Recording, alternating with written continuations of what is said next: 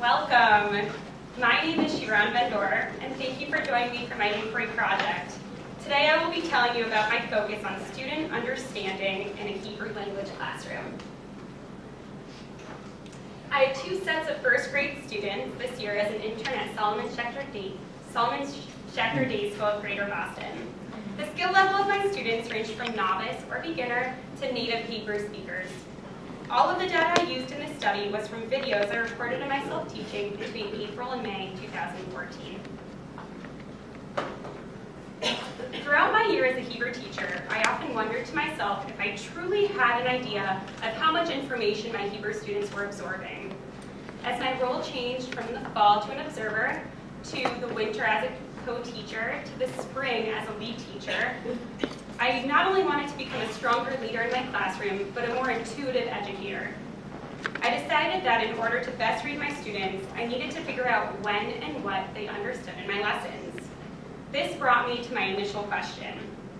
What are the different ways my students communicate to me that they understand or do not understand my Hebrew lessons? I decided to record myself teaching and to see if it would offer any clues into our communication. First, I decided to watch videos of myself teaching from both sets of students. Next, I charted all examples of students showing understanding or misunderstanding in both Hebrew and in English. Here's an example of the first chart I used from the first video that I watched. As you can see, I noted the student who was speaking, how students showed their understanding or misunderstanding, the context within the video, a quote from the video, and a code. I decided to create a coded system to pick up on any trends that would surface during my research. I decided to code according to if the class or an individual understood or did not understand my lesson based on a Hebrew comment or question or an English comment or question. I pulled 3 videos that best represent what I found. In the first video, we'll see my students playing a dice game where they roll a single die on the carpet and they must create a sentence based on the correlating verb to that number and an animal that we had been studying. In this first clip, I noticed 2 examples of students using English to show that they understood that I didn't pick up on when I was actually teaching the lesson. First, I asked the class what was rolled, and the student answers correctly with 4.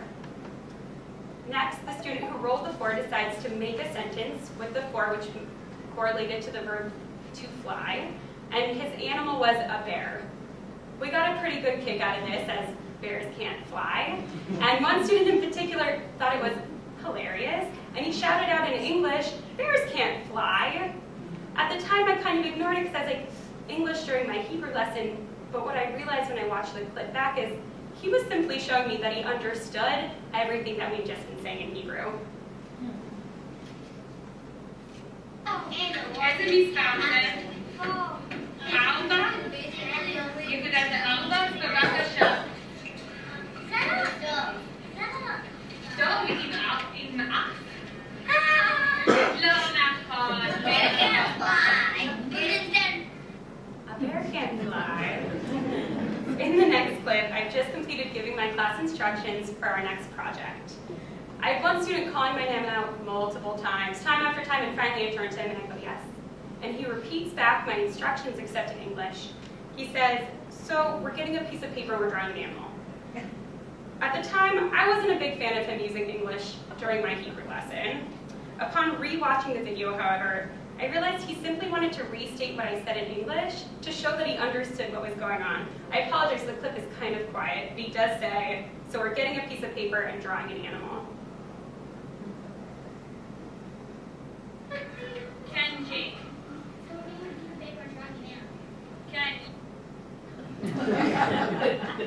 In the last clip, I'm trying to get my students to guess a part of my animal bulletin board that I created for my unit project. I wanted them to draw on their own vocabulary to get the word midbar, desert. I called on multiple students who were following expectations, raising their hands, answering in Hebrew. But it wasn't until I rewatched the video that I saw one student in particular had called out the correct answer, desert, but didn't raise her hand and said it in English. And at the time, I ignored it. I really probably didn't hear it at all. But this was one of my weaker students, and when I rewatched it, I was like, she totally got the answer. She only used English because she simply didn't have the Hebrew word to draw on.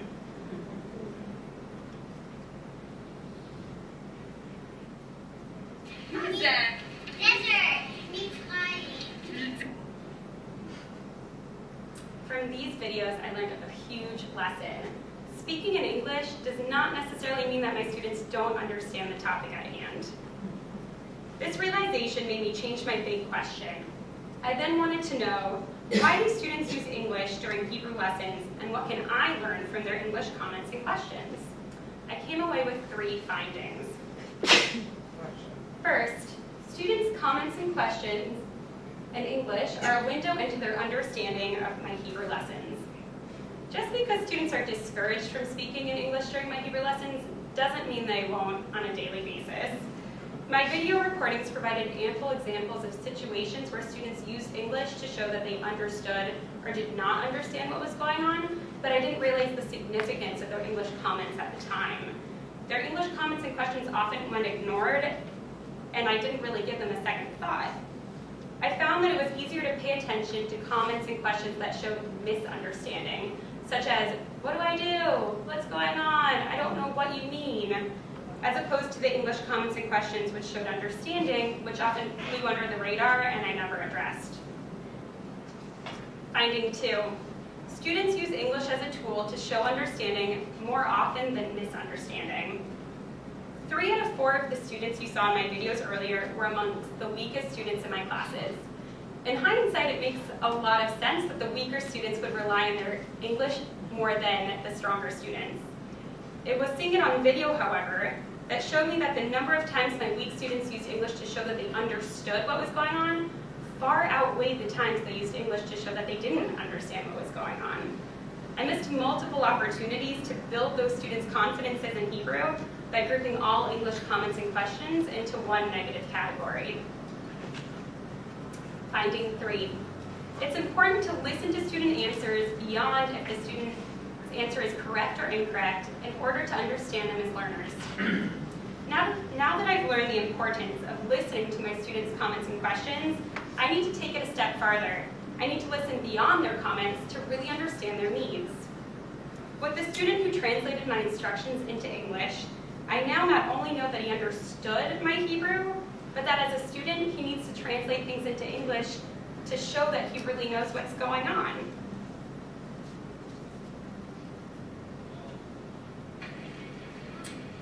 איפה האפיקומן?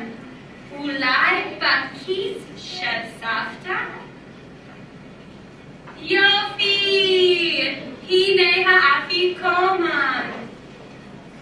תודה רותי, הנה האפיקומן שלנו. In the clip that we just watched, I had used it to meet with my mentor in May to go over kind of how my lessons were going when she was out of the room.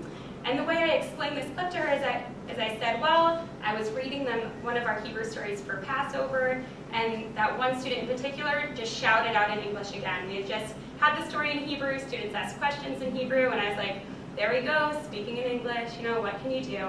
And she stopped me and she said, don't you realize that he understood the story?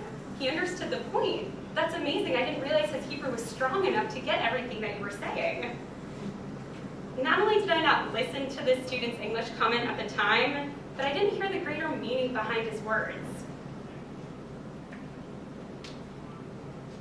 My inquiry project is very significant for my job as a kindergarten and first grade Hebrew teacher next year.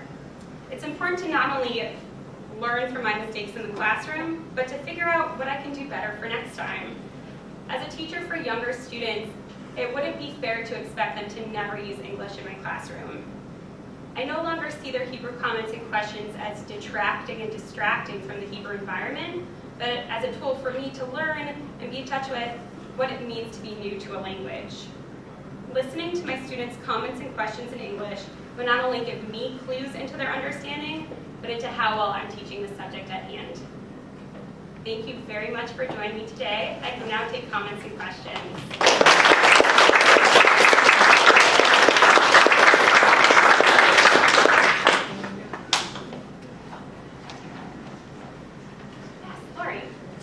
Have you thought about, I'm sure you have, what do you think about how you would respond now when a student would say something in English?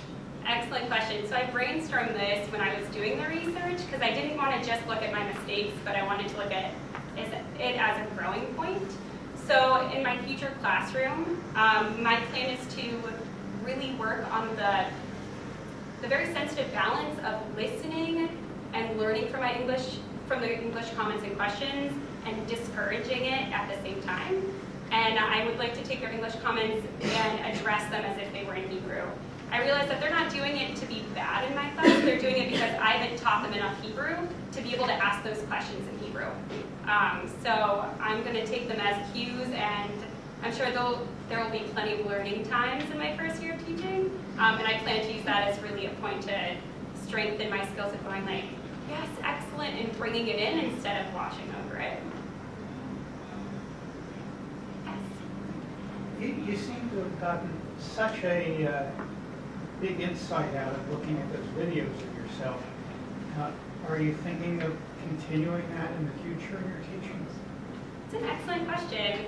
I think it would be a great tool. I've considered it. In my new school, I don't necessarily have the same technology as I did in the school I interned in, but I have considered investing so that I can treat my first year of teaching just like this year of internship, where it's really a point to grow, and I'm lucky that I will have a mentor in my new school to watch me teach. So yes, overall, I do plan, maybe not as often as I did for this project, but definitely to show my kids how much they've progressed, but also so I can show myself that I've grown in my first year. Thank you very much. At this point, I'm going to pass it up to